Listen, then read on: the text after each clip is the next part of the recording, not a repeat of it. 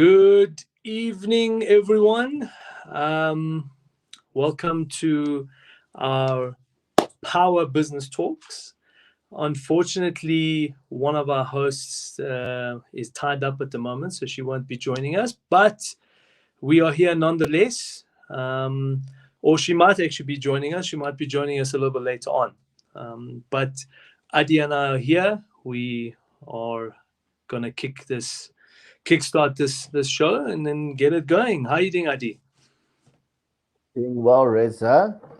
And I'm wondering, out of anybody that's watching now or going to watch later, I'm wondering whether they are hustling as hard as I'm hustling. That's what I often wonder. Yeah. Well, I hope they are, but the most likely they're not. Most likely they're not.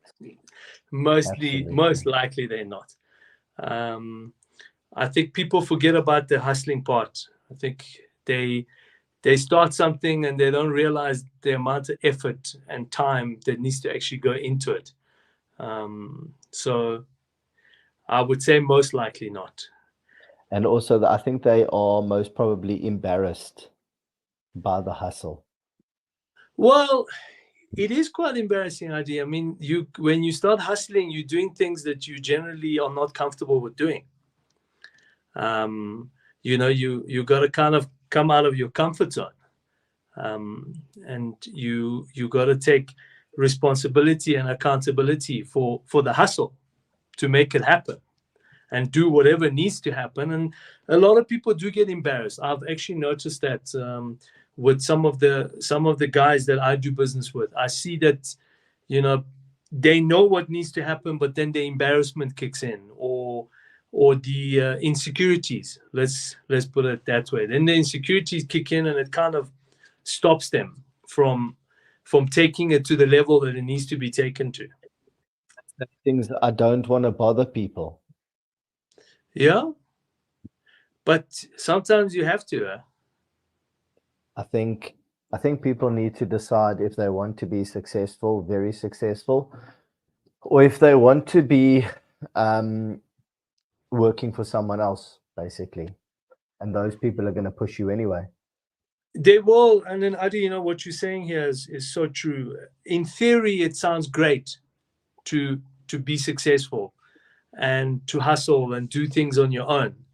But in reality, you need to have that, there's that something inside you, that drive, where you're happy, you know that you are not making money, but you need to put in that effort, which then would lead to you generating the income. And a lot of people don't like to do that. Absolutely. They like that whole, they like that whole idea. Okay, it's 5 o'clock. I want to go home. Definitely, and they like the idea that it all seems to fall into place. So I think that this is a business show. It's about business people looking to be successful. It's about business people looking to survive these days. And I thought I could just ask 2 questions, which we can unbundle.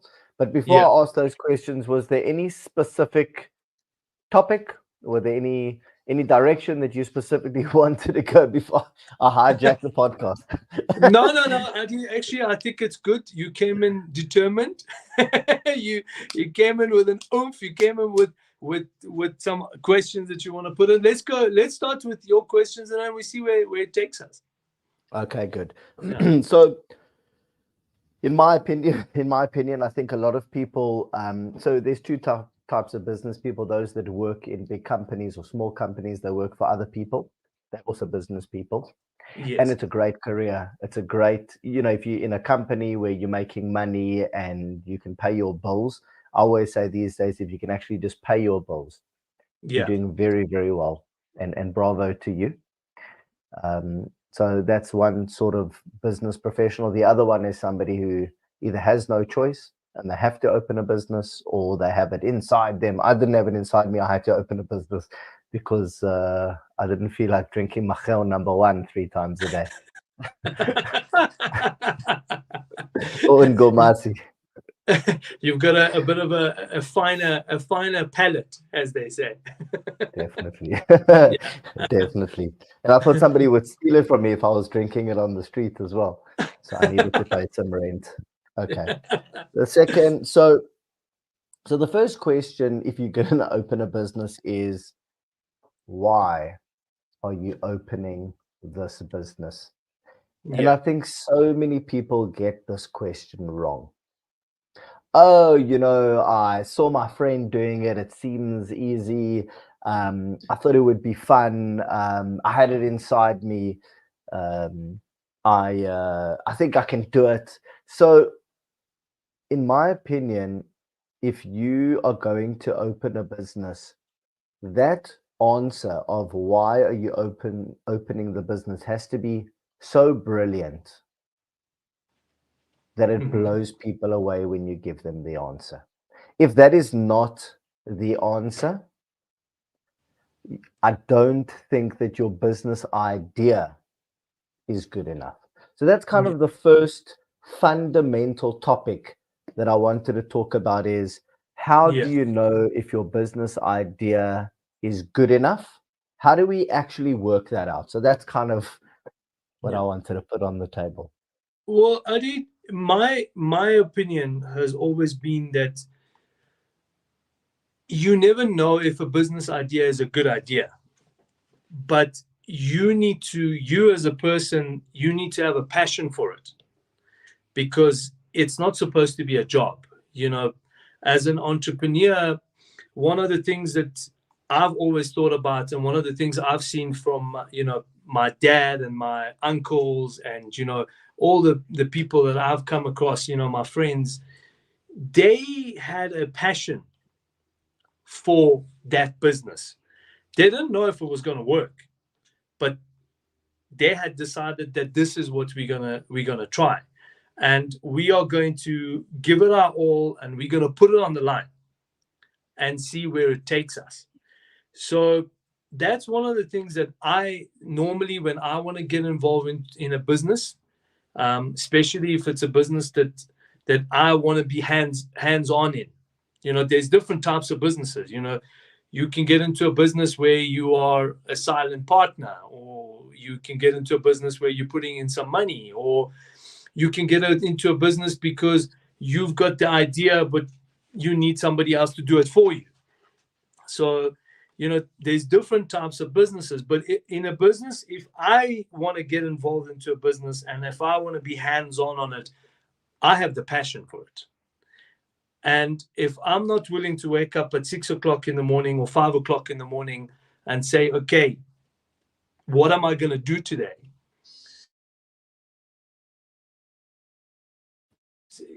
For me, then you're doing it for the wrong reasons. You're not doing it because it's not supposed to be work. I mean, I don't know how your take on this is. When you're doing something, if you're going to do it every single day from 7 o'clock to 6 o'clock, or whatever the time has to be, because also that's another thing. Business does not mean if you own your own business or if you open your own business, there is no time. You work as it's required to work. So if you're going to do that, surely you should do something that you're passionate about, something that you like, at least like. Let's say like. Let's maybe not go as far as passionate. I agree. When I listen to you, sometimes I wonder whether I just grew up so poor that I didn't have any money to put into business because I was passionate, or silent partners. I don't know if I'm on the majority side or the minority side, but for me, that business is the lifeblood. That business has to succeed. And if you are you're going to be looking for work and you're going to get hired by somebody who can pay you enough money to pay your bills that month, and that's normally the hustle. Or if you're going to break away from that and actually open a business, you have to do it where you really truly believe that you will be able to survive and make money. Yeah. You see, now, Okay, so that's why yeah, we're talking about that business idea. yeah, yeah. So now I want to throw another curveball at you, Adi. Do you think that a person should develop an emotional attachment to a specific business concept, or do they say to themselves, look, I'm passionate about doing business, and if I have to change directions, and maybe that original concept is not working, are you willing to let it go and maybe change direction, you know go with something else? I don't know. Just give sorry. Just give me the first half. So, are you willing to change direction? What was the first half? Do you see, the thing is, like, like one of the things that I've noticed, some people, they develop an emotional attachment to a specific concept. Okay. Are you getting too emotionally attached to the idea? To the idea, and if that idea is not working, are you prepared to change direction? Okay. Because so some I of think so, yeah. I think that a starting point has to be that you are so passionate about it that that's all you're going to be talking about. You're not going to shut up about it. Yeah. So I think you have to be exceptionally passionate, so much so that literally every single person that you meet, you just can't wait to tell them about it. Because ultimately, when you're engaging with anybody, you are networking. You don't know who you're going to be bumping into. And I don't know if it's just the people that I hang around with, but they will always ask you the question, oh, hey, how's it going? I haven't seen you in a while. Tell me, what are you up to? What are you doing? We're not talking about shopping.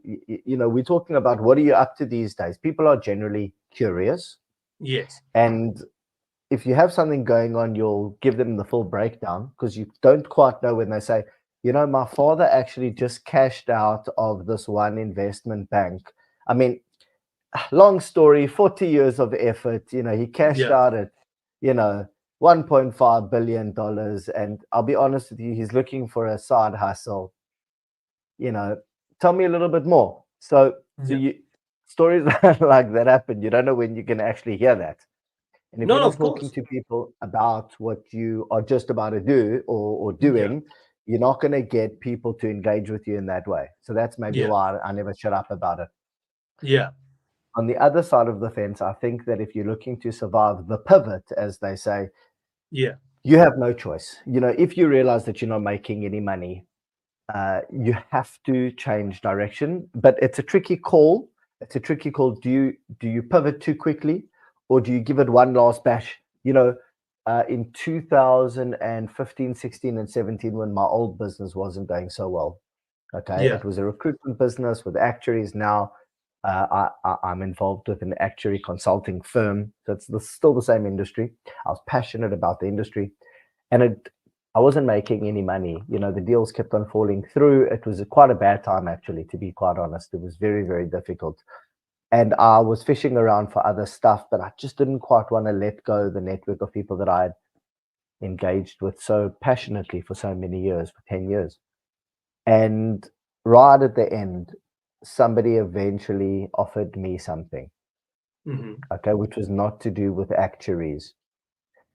And I realized this was my moment of truth. Am I going to actually pivot and walk away? Or am I just going to give it that one extra bash? Although even though I'd already been giving it so many bashes. So it's a very difficult question to answer, is when do you eventually walk away and pivot? Yeah. And what was, because now you've got the audience all intrigued. So what did I not say what I did? Nah. The decision.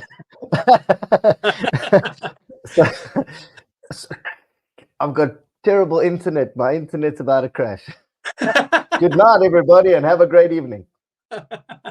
So what happened was, I said to that person, thank you very much, but I'm just going to give this industry one last bash.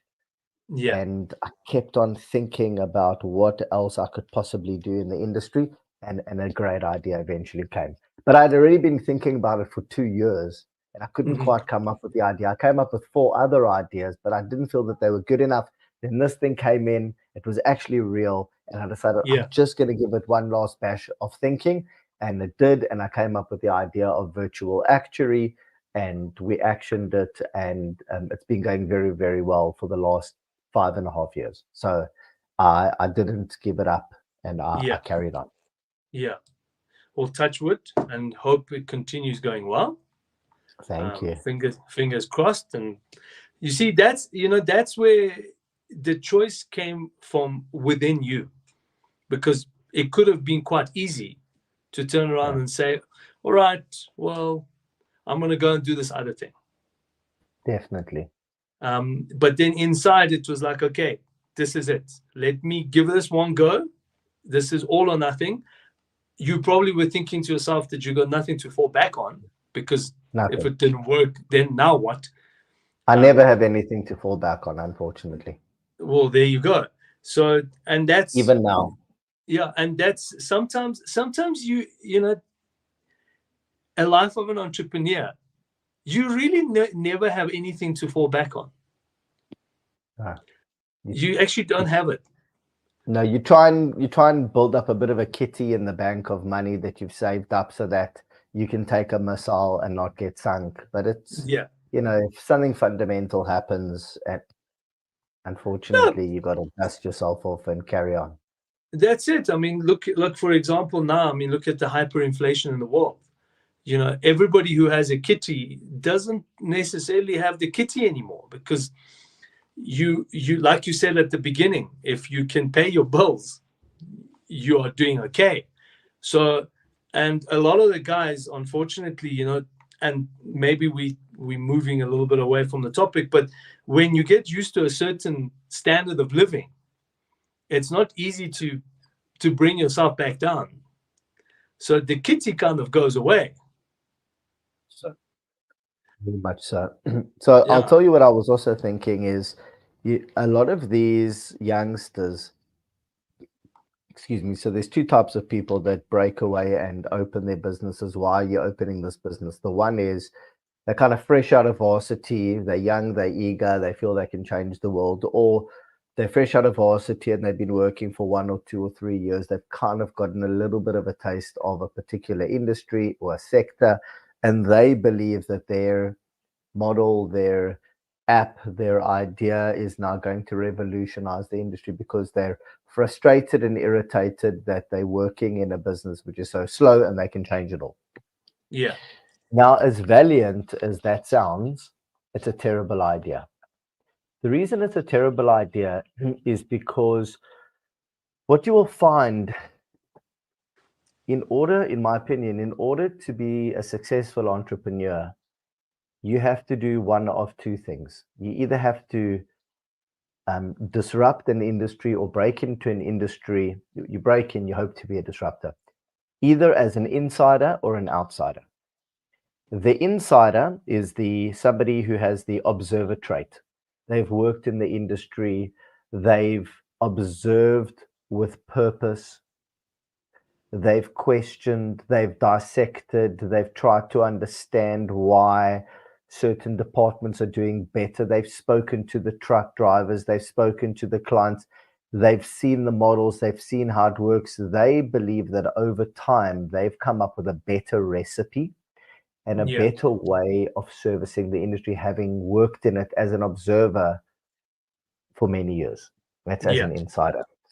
As an outsider is somebody who has a business experience in another industry, and they feel that they are going to take lessons learned from one industry and they are going to adapt it as an outsider to another industry and do things differently. That skill set is very, very valuable because they actually have business experience. And I think the key here is either to know an industry. So if somebody tells you a story, why are you opening this business? Well, I've worked for 12 years. I know it inside out. Yeah. I am the expert. You'll say, geez, I'm blown away. Or they're going to say, well, we worked with paper for all these years. We're adapting it to the medical industry.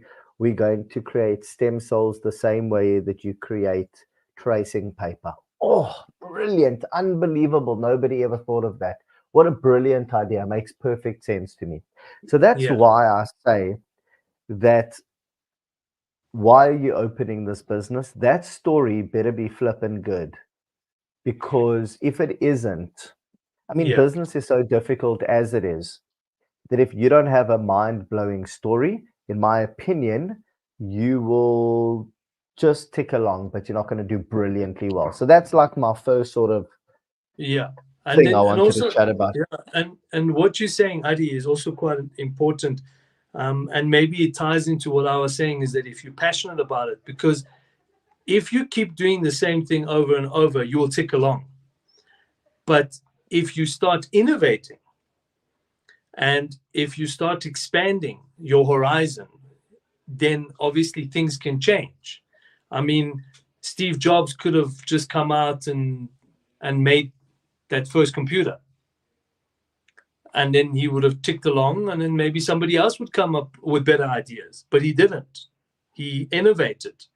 So maybe, that's another thing that the young entrepreneurs must look at, that you mustn't get too comfortable with what you have started. That there is always, and I'm not saying go crazy, because that's also another side to the coin. Because if you go too crazy and you lose focus, then you also, there's a possibility that you will end up crashing the original concept, which could have worked on its own. But a bit of evolving, and maybe let's not call it innovation. Maybe let's call it evolving on your concept. And then it obviously comes with the passion, because if you're passionate about something, you're willing to evolve with it. Roll with the punches. I want to tie in what you're saying now to the second thing I wanted to chat about, because there is actually a tie-in, and I think now is a great time just to mention it. When you talk about, can you innovate a particular idea within a particular industry? Now, the key question, if you're going to innovate or you're going to do anything in a business, is, can I get customers? Because if you cannot answer that question definitively, yes, I can, and this is how I'm going to do it. I've innovated. I know the market. But not only I've innovated a product, and I know who wants to buy this innovative product. Because it's not good enough just to innovate. Because then you're stuck with what you consider an innovative product, but a product that is not sellable to the market. And that's where a lot of people go wrong, is they believe that their innovation alone is going to capture the attention and actually lead to uptake by clients and customers. And they are wrong. And I'll tell you why they're wrong. They're wrong because they don't understand the customer as well as they think they understand the customer. So you come to a market and you say, I've got this product, look what it can do. And you go and you show it to people. And you are going to get a lot of very big heavyweights saying, unbelievable. But then they're going to ask you a few questions. You and which army is going to help us implement this product? You and which support team of software developers is going to help us fix mistakes in the product once we buy it from you? Can you tell me about 5 of your other customers that are using this product and what they found to be of value or not of value? If you cannot answer those questions, then what you're going to have is a great innovative product that you think is innovative, but realistically, the clients don't feel they can take it on because it's too risky, or some of the concepts are too innovative. Like, let's say you're working with big corporations like we work with insurers or banks, and you start talking about cloud software. Those companies do not want their data taken offsite. So what you think is a brilliant idea is a non-starter with those clients, because you've built the product fundamentally incorrectly that they cannot use it because that data has to leave their servers. Yeah. You see, this is where a lack of industry experience means that you have the innovation, you have the passion, you have the business idea, you feel that you can do it, but you can't sell it. Can you actually get customers? Tell me how you're going to get the customers and why they're going to buy from you. If you sit in a room, is it going to translate into paying clients? Now, I'm not trying to be too hard, but the problem is that if you go and you get an investor to invest in the business, they're not going to ask you such tough questions if they're just putting a little bit of money in. Yeah. But if they're actually putting quite a lot of money in, they're going to ask you that question. Of course. And if you don't have the answer, yeah, and also, like, what you're saying is very true, because a lot of the times you have the idea, but you don't know how to execute it, and you are not understanding that a business is not just about an idea. There is a lot of other functionalities that comes with the business. That's why they always say that, sales, yes, it's one aspect, marketing is your other aspect, and then finance is another aspect, and then obviously you've got the operations. And how do you tie all of these different components of the business together? And how do you actually lead it? Because it also needs a leader, because you can have the idea, but if you don't have the money side of it, plus the marketing, plus the sales, plus the operations, and you don't have somebody that says, okay, cool, guys, this is where we're going, follow me, this is where we're going, then how are you going to get there? And you're very right, because a lot of people do forget, and I know that I've done it once or twice myself, where you get so swept away with the concept that you actually forget, okay, how, like you're saying, how do you actually execute it, and what is the functions that is required to support the idea? Because it's cool to have the idea, but where's the support structure? What makes it happen? What is the logistics? How does one get it from A to B? Who needs to be involved? What is the operations that needs to be involved? Who needs to market it? Who needs to sell it? And that's one of the things. I was actually chatting with an elderly friend of ours last week, and we met him. He's actually one of our suppliers, but he's a very cool guy. He's a very colorful guy, and he's in his late 70s.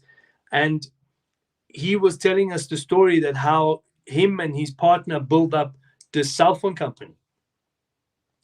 And when they started off, they had a concept, okay, cool, we're going to sell cell phones. And they were so passionate about it that, somewhere along the line, they realized, okay, just by wanting to sell cell phones it's not going to cut it. Yes, we've got a good idea, but how do I now bring this to the market? What do I need to do? Do I need to open shops? What is it that I need to achieve? And then obviously then the money side of things kicked in, and they realized that they need money. And, he was saying that, eventually they had to bring in a partner that had the expertise, and yes, they had to give shares away, but they needed that expertise. And then 15 years later, they got bought out by MTN.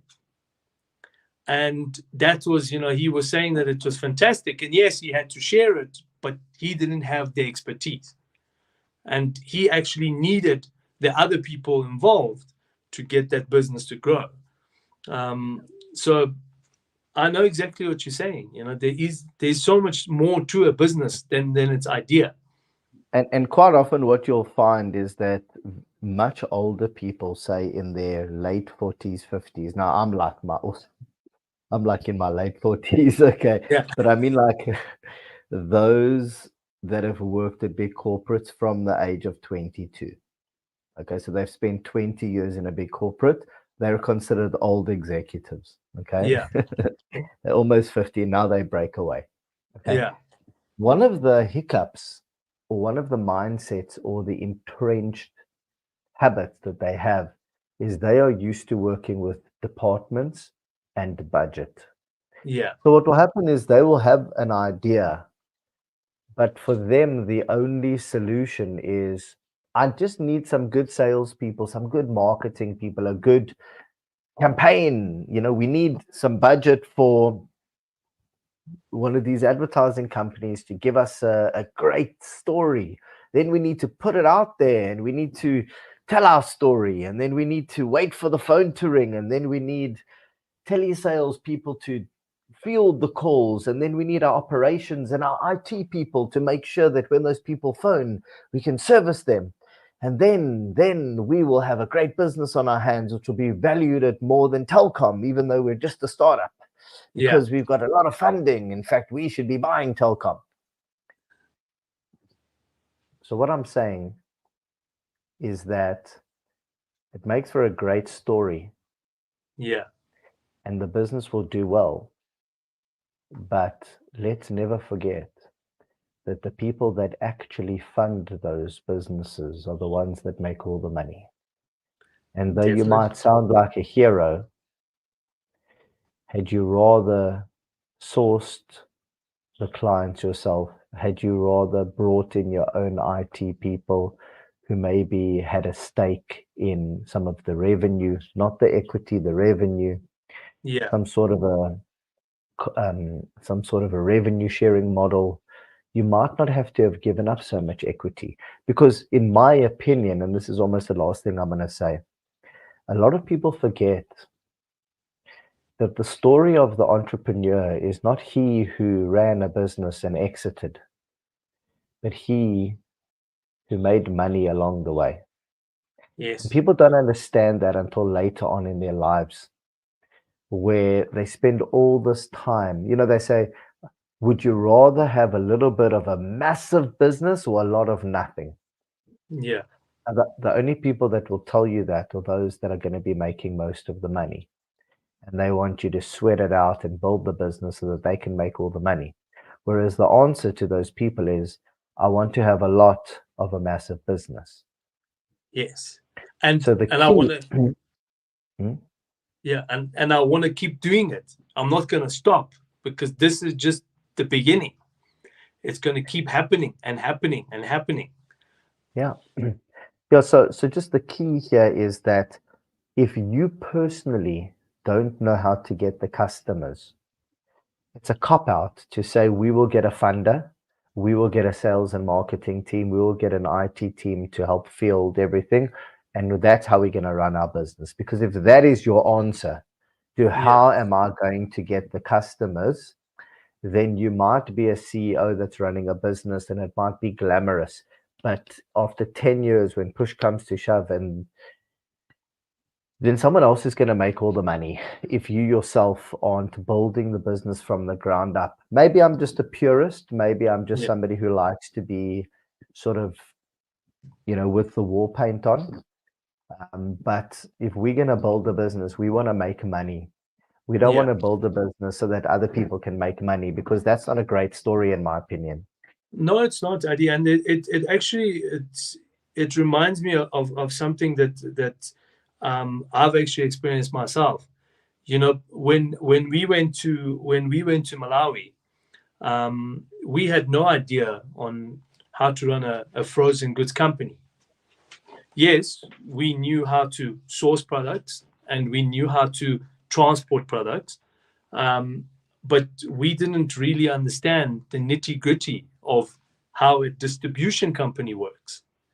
And we had to go into the engine room and we had to understand process by process. And, how do you do this? How do you do that? How do you do this? And, even as much as I was having a chat with my partner just before we started the show, and my partner and I even understand the formulas on how to make a Hungarian sausage.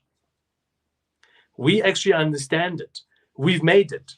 We've stood by the machine and we understand there's a recipe. We know how to do the costing. No one else has done it for us. We were standing there and we were making it and we were trying and, okay, this works. No, this doesn't work. Then let's try another recipe. Oh, no, this doesn't work. So I'm completely 100%. I mean, you are saying you're a purist maybe, but you're not wrong. Because if you don't understand the nitty gritty, every single piece of that puzzle, then how are you actually going to run the business? Because never mind the fact, and what you were saying is very true, that other people will make more money from you because you don't understand the business. And they can, because it's easy to say, oh, okay, well, I don't know how the production works. My production manager knows how to work. But in the meantime, maybe the production manager is making majority of the profits because the production manager has made a little side deal with somebody else. So I agree with you 100% that you need to understand every single piece of that puzzle if you want to run a successful business. And yes, once you understand every single piece of the puzzle, you should also hire people that are more smarter than you, because then they can help you to take it to another level. But then nobody should be able to pull the wool over your eyes, because Exactly. you understand your business. You know Exactly. how it goes. Exactly. That's why I always discourage people in their 20s from becoming entrepreneurs, is go make mistakes when other people are paying you a salary. Learn, and then otherwise you're just going to get bought over very quickly, and it's going to be a nice story and it's fun. So I think really the key take home, in my opinion, is that you can't rush experience, and unfortunately, nobody's going to do it for you. No, nobody is going to do it for you at all. I mean, when you walk into a shop and you see, let's take, for example, one of these Indian-owned businesses. When you walk into that shop, the owner he's there. If he needs to clean something, he's cleaning. If he needs to fix something, he's fixing. If he needs to pick up the boxes and take it from one place to another place, he's doing it. Because if he doesn't do it, then why would somebody want to follow it? Why would 100%. and that's what it is. It's leading by example. And then that's also another thing that you touched on, that as an entrepreneur, you've got to do it so other people want to do it with you. Otherwise, why would they want to do it? The only thing, Adi, is that I don't know so much about, sometimes some entrepreneurs can get away without going and working other places. They have a flair. Or maybe it's luck. I haven't reached that point yet. I can't. I don't know. It's I mean, I have come across them. I mean, I can never say that I've never worked for other people, because I have. I mean, when I was 13 years old, the first job that I got was to work at the Rand Easter show, and I worked for other people, and then obviously I worked for my dad, and there's always been people that I have worked for until I went my own way. So I also agree with you that I gathered experience from other people that own businesses. Otherwise, I wouldn't be able to do any of the things that I've achieved. But I have come across some entrepreneurs that manage to do this on their own. Yes, sometimes they just got that magic. You bring them in, they make one or two phone calls, it all seems to go seamlessly, bang, bang, bang. I haven't reached that point yet. Yeah, there's just something about them. And a couple of months ago, I came across a youngster, and he just understood his business. He just understood it. He understood what needed to happen. He never had, I mean, he told me that, his parents were actually accountants. So it's not like they understood much about the business world. But he said that he understood how the puzzles kind of fit into each other. And he started off very small operations. And then before you know it, his business took off. And he's never worked for anybody else. So sometimes it could happen. It could happen. I don't want to discourage our viewers, just in case there are those entrepreneurs that have that luck, that have that spunk, if you want to say it. then that is also possible. But experience does play a big role. Absolutely. It does play a big role, and building something from the ground up, it tends to be in your favor. Yes, of course, if you have an enormous amount of money and you've decided to go and buy a business, then there you go. You received your inheritance and you've decided to go and buy 10 McDonald's. Well, McDonald's works. It's a proven concept. Somebody else has done it already for you. They've proven the concept. And there you have it, But yeah, it's been there's a lot of thought-evoking concepts that we actually threw out there tonight. And maybe some of our customers would have gotten a bit, some of our audiences may have gotten a bit confused. Don't forget to like and subscribe. In 20 minutes, we'll be selling our latest vacuum cleaner that comes with a blender on the top. You can blend your smoothie and vacuum at the same time. It's amazing. It'll change your life and your grandmother's life. In fact, it comes with a sack for your grandmother as well.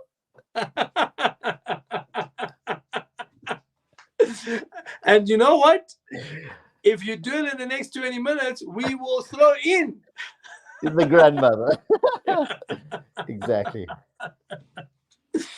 Yeah, no, Adi, it's you brought that first concept. For me, it's and as you were chatting, I was trying to even answer it for myself. I'm like, what is the reason? Why do I want to do this? Why do I want to keep doing it? And why am I willing to put all those hours in and wake up at 4 o'clock in the morning because I've got a new idea that I need to write down because I think that this could work, And what you said, that first question is a very, very, very, very good one. And I'm sure some of the guys that are watching us will probably have to, dive into that and see what the answers would be. And guys, we always encourage people to make comments. So if you got something that you want to share, please do go on. And if there's some other ideas that, at the end of the day, Adi and I are chatting about what we think. Doesn't mean that what we think is the right way. And we also would love to learn, if somebody else has got something else that they would like to bring to the party, then let's do it. And like Adi says, he's hustling hard. And I'm also hustling hard, and we're always happy to discuss other ideas and maybe even learn from you guys. And in the middle of all of that, then maybe we can all grow together. So yeah, Adi, is there anything else you want to bring to this episode? I've had a great time. I've also enjoyed talking it out, reminding myself about some important things. I've had a good time. Thank you. Yeah, thank you. Thanks, Adi, and enjoy the rest of your evening. And then to all of our viewers, guys, hope that you enjoyed our mishmash of concepts and conversations and questions, and then hope somewhere along the line it brings something to your awareness that you needed to capture. Enjoy your evening, guys. Adi, as always, pleasure seeing you. And enjoy your evening as well. Thank you. Bye. Cheers. Bye.